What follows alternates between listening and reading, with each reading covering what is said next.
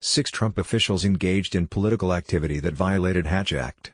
A government watchdog agency on Friday that 6 Trump administration officials violated the Hatch Act after they tweeted support for Republicans or President Donald Trump on their government Twitter accounts, but declined to take disciplinary action.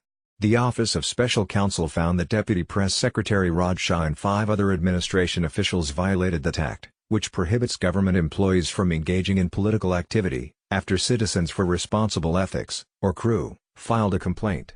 The independent government agency, which enforces the Hatch Act, determined that Shah had violated the law when he tweeted on June 4 linking to research from the Republican National Committee promoting Trump's first 500 days in office.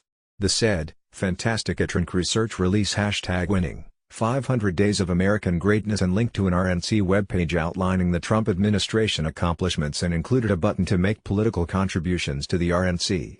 Shah, who is Press Secretary Sarah Huckabee Sanders' second-in-command, was one of the most senior people the watchdog agency said had violated the law. The agency said although it concluded Shah and other communication staffers violated the act, it declined to pursue disciplinary action and close their files. They all have been advised that if in the future they engage in prohibited political activity while employed in a position covered by the Hatch Act, we will consider such activity to be a willful and knowing violation of the law, which could result in further action, the agency said in a letter to CREW. Other staffers include, Deputy Director of Communications Jessica Ditto, Madeline Westerhout, an executive assistant to the President, former Director of Media Affairs Helen Aguirre-Ferrer, Alyssa Farah, the Press Secretary for Vice President Mike Pence, and Jacob Wood, the Office of Management and Budget Deputy Communications Director. The agency ruled that Ditto violated the law when she used her account to retweet Shah's June tweet. Westerhout, Ferrer, Wood, Farah violated the rule by using their official account to tweet or display the president's Make America Great Again campaign slogan, which is prohibited because the president is still a political candidate. The staffers later deleted the tweets.